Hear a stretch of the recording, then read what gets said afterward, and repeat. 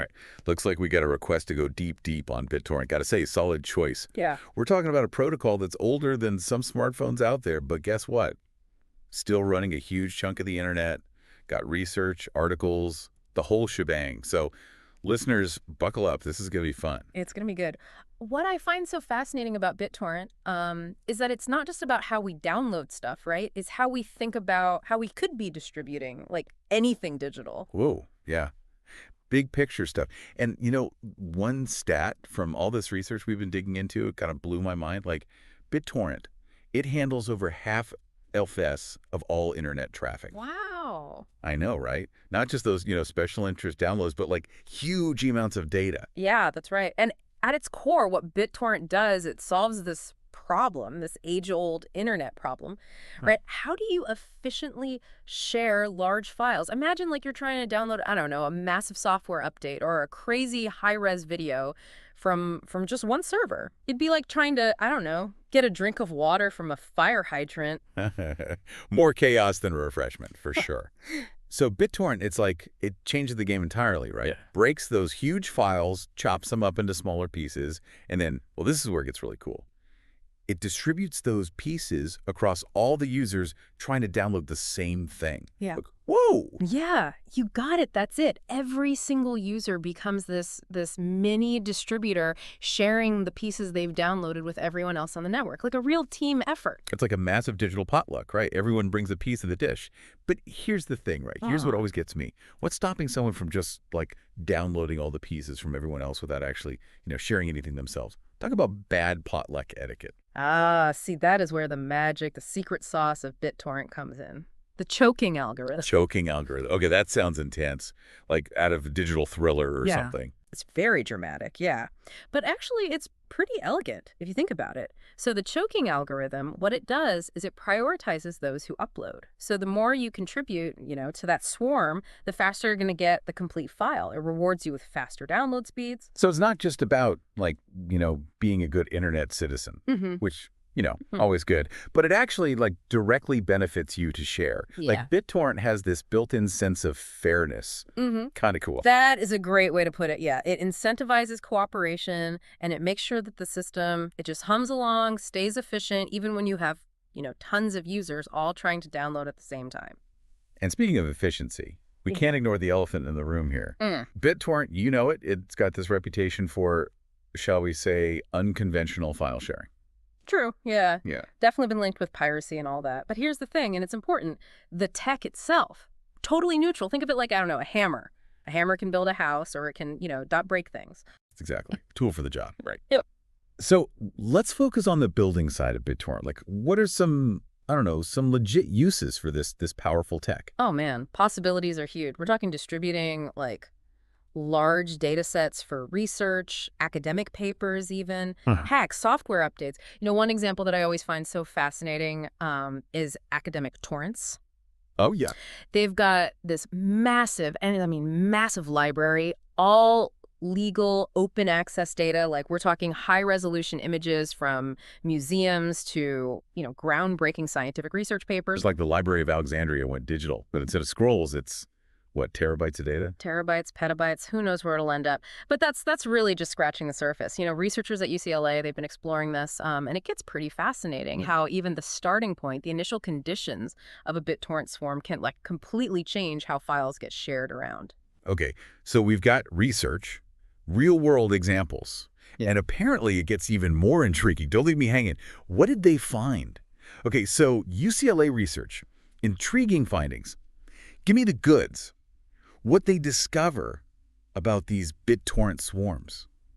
So they ran a bunch of experiments, but on a private network. Okay. Like, they created, like, a mini internet in the lab to see how different BitTorrent setups, how they would actually behave in the real world. So they were like the digital puppet masters. Yeah. Controlling all the variables to see how the swarm danced. Exactly. They were, like, tweaking, right? They were playing around with different upload speeds for the initial seeder. So that's, the original source of the file. And then for the leechers, all the folks who were trying to download it. Right, because in the real world, internet speeds, they're all over the map. Totally. Some people got that, like, fiber optic, blazing fast. Others are, I don't know, stuck with dial-up speeds practically. Yeah, and this is where it gets interesting, right? What they found was when the seeder had like that super fast upload speeds, like all the fast downloaders, they formed their own little club. Wait, internet speed segregation? The haves and the have-nots of bandwidth? Kind of, yeah. It's called clustering.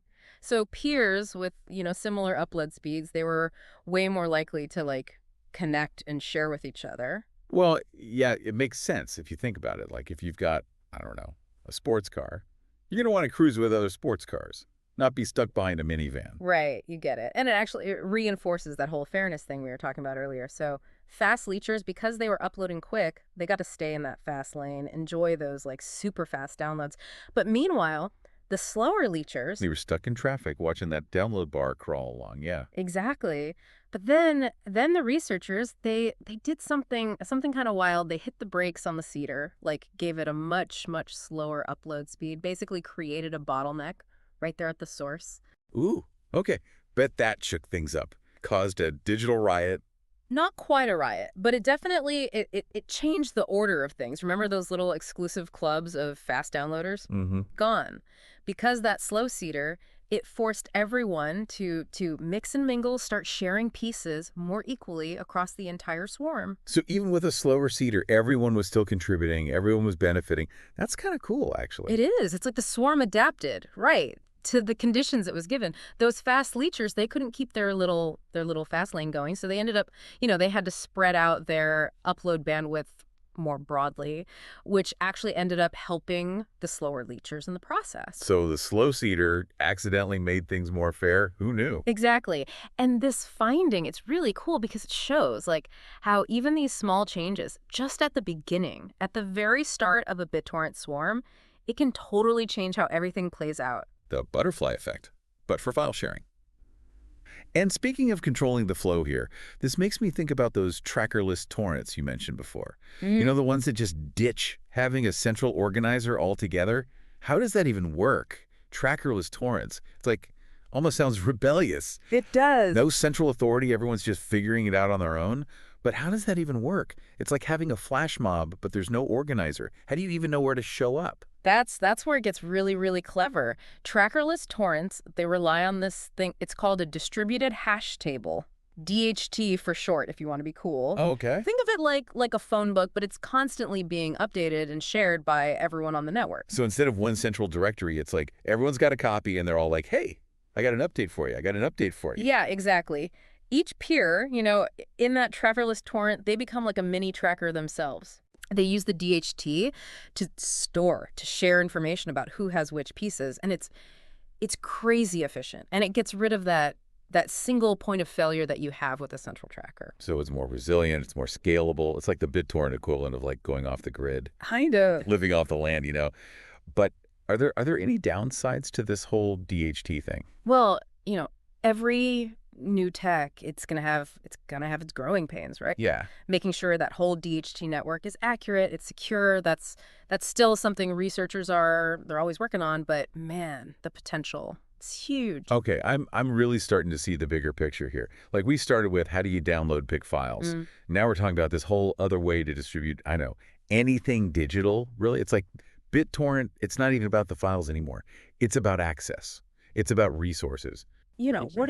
What if large software updates, huge data sets, even the processing power that you need to like do complex calculations, what if that could all be shared, accessed with like the efficiency, the resilience of these trackerless torrents? That could totally change the game. It's like the internet's becoming this giant library that's organizing itself. Similar. And BitTorrent, it's showing us the way. So what's next? What is this, DHT-powered trackerless future actually have in store for us? The million-dollar question. Right. We're already starting to see glimpses of it. Decentralized social networks. There's peer-to-peer energy trading platforms. There's even like projects out there trying to make the entire internet distributed. And BitTorrent, it showed us that this was possible. It was the pioneer, right? It proved that decentralized systems, they can work. And they can be incredibly powerful. It's like we've been this whole deep dive. We've been pulling on this one thread, and it's unraveling this whole new understanding of how the internet works, how we connect, how we share. From like, downloading I don't know, niche files to a potential blueprint for the future. It's kind of mind-blowing. And it all started with, hey, how do we share these large files better? Who knew? That's the beauty of a deep dive. Yeah. Never know where it's going to go. So Yeah. to everyone listening, keep those curiosity engines going. Who knows? Maybe you'll stumble on the next BitTorrent, Yeah. the next big idea. That's going to change how we think about the digital world. Keep exploring, keep those questions coming, and keep diving deep. And on that note, we'll catch you on the next deep dive.